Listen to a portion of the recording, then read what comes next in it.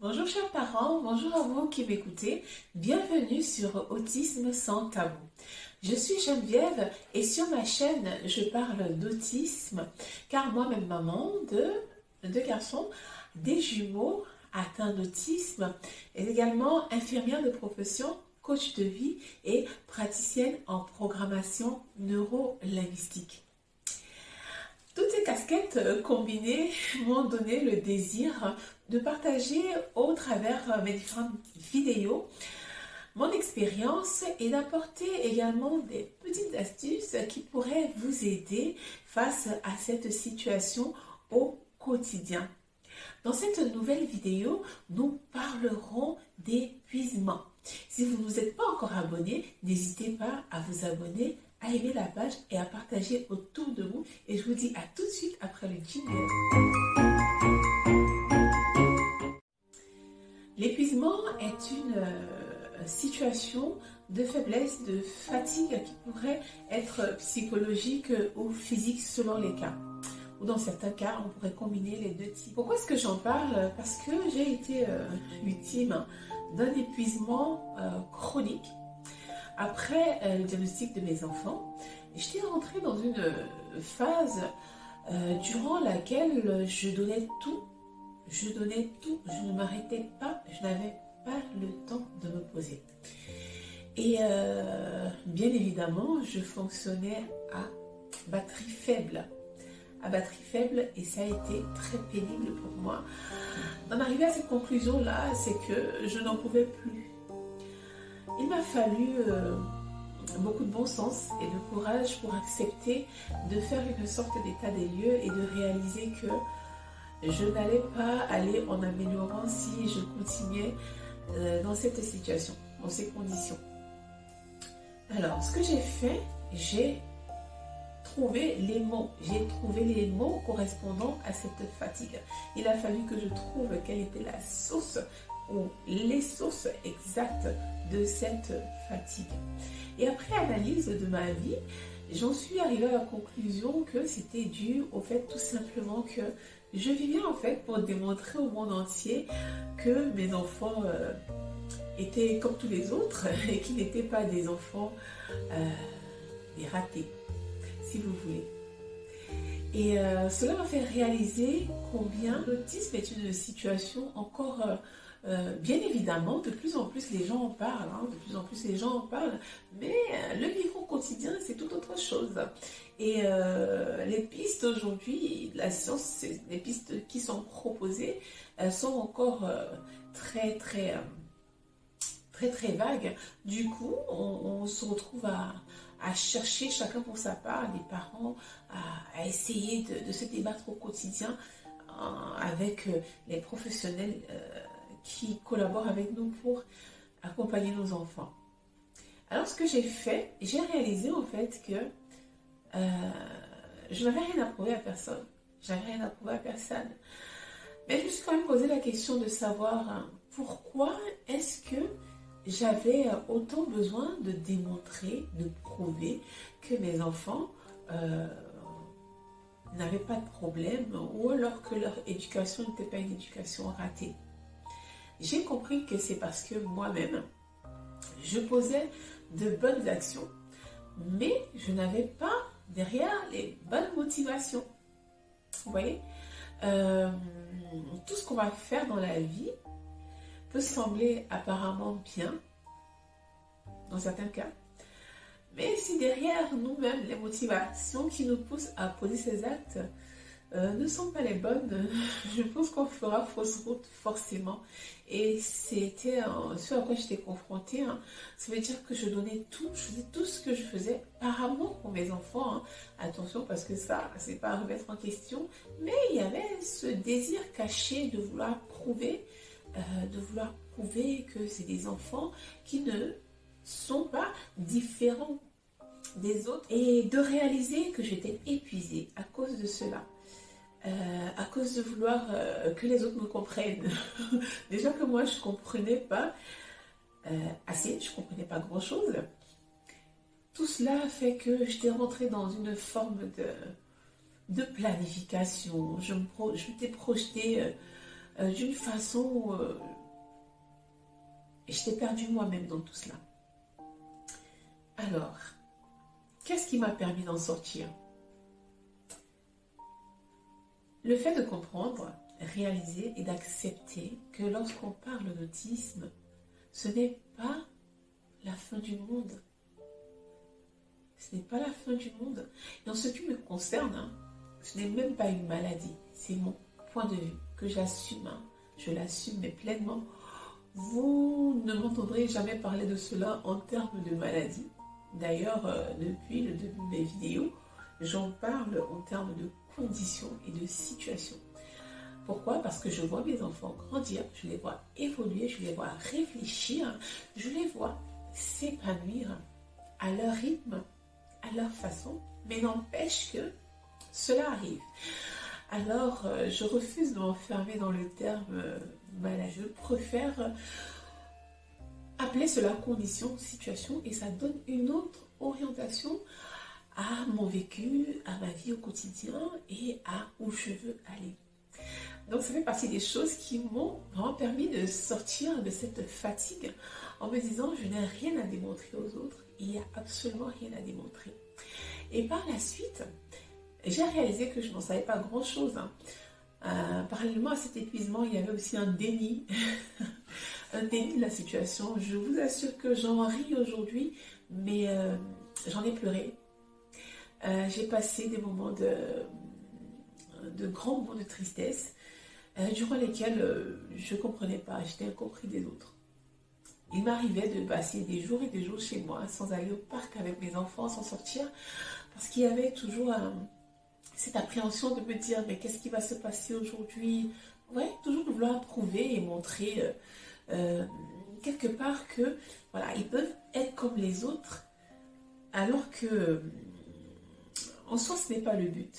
Ce n'est pas le but. Nous devons vraiment comprendre que c'est une condition, c'est une situation qui évolue dans le temps et qui change.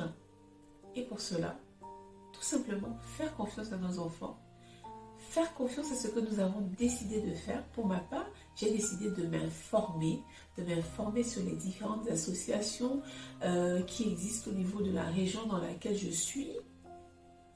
Et également, pour ceux qui sont en France, il y a ce qu'on appelle le centre de ressources autisme. Vous pouvez chercher sur Internet, rapprochez-vous de celui de votre région. Vous aurez des informations, vous aurez des orientations et des formations. Oui, c'est possible de bénéficier de formations également. Voilà. En gros, c'est ce que j'ai décidé de faire. Et je me suis dit, je vais arrêter le regard des autres. Il existera toujours. Alors, qu'est-ce qui peut faire que le regard des autres change? C'est d'abord lorsque le nôtre va changer. Parce que la façon dont on se comporte va déterminer la façon dont nous allons percevoir le regard des autres. Et donc, si notre façon de nous comporter et de vivre la condition, la situation chaque jour change, forcément notre regard sur le regard des autres va changer. Et c'est ce qui s'est passé en ce qui me concerne. J'ai changé ma façon de procéder. Et par exemple, lorsque j'allais au parc et que l'un de mes enfants est peut-être sur un toboggan et qu'il y a un autre enfant également qui veut jouer sur le toboggan et que mon fils n'entend peut-être pas ou ne réalise pas qu'il doit laisser la place. Contrairement à avant où cette situation m'aurait fatiguée et je me serais dit je n'irai pas au parc aujourd'hui parce que j'ai pas envie de faire face à ça. Je me suis dit non, j'irai au parc, je vais me détendre avec mes enfants, on va sortir. Et quand ça arrivait, je prenais la peine d'expliquer aux petits garçons. Pour vous faire un exemple, il y a une jeune fille, une petite fille par exemple, une fois mon fils était sur le toboggan et elle voulait y passer. Et elle interpellait mon fils, oh, oh, oh. En fait, il n'entendait pas. Il n'entendait pas. Et là, elle a vu que chez sa maman, elle est venue vers moi. Et puis, elle m'a dit, en fait, je lui demande de se déplacer parce que je veux jouer au toboggan, mais il ne le fait pas. Je l'ai écouté. Et après, je lui ai posé la question de savoir, est-ce que tu as déjà entendu parler de l'autisme? Elle me dit non. Et là, je lui ai dit, alors, ce petit garçon que tu vois, il s'appelle et il est atteint d'autisme. Donc, si tu veux, pour les personnes comme lui, lorsque tu lui parles, tu devrais te mettre devant lui. D'accord? Une fois qu'il te voit, déjà, il te voit et il te voit parler, il sait que tu t'adresses à lui, ça va être plus simple pour lui de chercher à comprendre ce que tu lui dis. Mais tant que tu es derrière, lui, en fait, il comprend plus facilement tout ce qui va être visuel. Tu vois? Ça va lui faciliter la tâche. D'accord? Maintenant, je vais lui demander de se déplacer.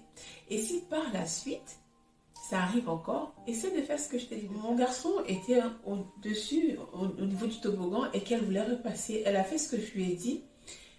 Et il allait se mettre devant lui, et là, elle lui a parlé. Et très rapidement, il a compris. Et lorsque je l'ai appelé, il a très vite compris, il s'est déplacé. Vous formez et cherchez à prendre des personnes qui ont vécu cette situation, vous permettra de gagner en temps et d'économiser en termes d'énergie. Parce que vous apprendrez que le cerveau autistique est un cerveau visuel. C'est des personnes qui, très rapidement, lorsque c'est visuel, vont capter et ça va être facile au niveau des acquisitions. C'est notamment pour cela qu'ils fonctionnent la plupart du temps et pour la plupart avec des pictogrammes. L'un de mes fils, par exemple, il a un classeur dans lequel il y a des pictogrammes, des images, et ça fluidifie en fait la communication, que ce soit à l'école, que ce soit dans la structure en hôpital de jour où ils sont accueillis. Lorsqu'il va demander quelque chose, s'il veut par exemple du pain, il va prendre l'image qui correspond au pain et il va dire « je veux du pain » ou il va dire « pain ». Voilà. Il y a une communication. La communication est facilitée lorsque on apprend par exemple que le cerveau d'une personne dans cette situation est un cerveau qui va être plus visuel. Donc vous mettez derrière lui et l'appeler, il ne comprendra pas. Au contraire, il pourrait se sentir agressé. Et c'est à ce moment qu'on voit des réactions un peu particulières et qu'on dira, mais cet enfant, il est un peu, il est. Voilà. Alors que ça n'a rien à voir avec le fait qu'il soit mal élevé, mal éduqué. Et ça a à voir avec le fait qu'il n'a pas compris et qu'il s'est senti peut-être agressé. Je vous raconterai des tas d'exemples comme ça. En fait, je vous donne tous ces exemples pour vous faire comprendre que lorsque je m'étais rendu compte que je dépensais énormément d'énergie à me battre dans le mauvais sens, ça a tout changé en fait. Ça a changé mon vécu. Mais vraiment, j'ai commencé à prendre soin de moi. J'ai commencé à faire la part des choses. J'ai mis de l'ordre dans ma vie en fait. Ça veut dire, mes enfants ne sont pas l'autisme. Mon enfant et l'autisme ne font pas un. Ils ne font pas un, ils font deux. Cette condition n'est pas votre enfant. L'autisme n'est pas votre enfant. Et votre enfant n'est pas l'autisme. C'est deux éléments bien distincts. Votre enfant, il est une personne. Et l'autisme, c'est une situation ou une condition. Et il nous arrive dans la vie de passer par des conditions, des situations également particulières. Est-ce qu'elles nous définissent pour autant? Je ne crois pas. Et en gros, pour résumer, le fait de m'informer autour de moi, les associations de parents, associations d'adultes dans cette situation, parce qu'ils pourront vous expliquer ce qu'est leur vie au quotidien, comment ils ont évolué, voilà. Et le centre de ressources autisme, pour ceux qui sont en France, n'hésitez surtout pas. Essayez d'y faire un tour, essayez de les contacter. Alors maintenant, il y a quelqu'un qui peut-être en Afrique, quelque part, m'écoute et me dirait, mais ici, je n'ai pas forcément ce dont vous êtes en train de parler. Je vais redire la même chose. Avec ce que vous avez où vous êtes, le départ, c'est vous, le parent. On va vouloir appliquer toutes sortes de techniques qui encore, moi j'ai beaucoup de réserves dans toutes ces choses-là parce que je me dis, mes enfants ils sont uniques et le but n'est pas d'en faire, comment dire, ils ne sont pas, voilà, ils ne sont pas des terrains d'essai si vous voulez, non.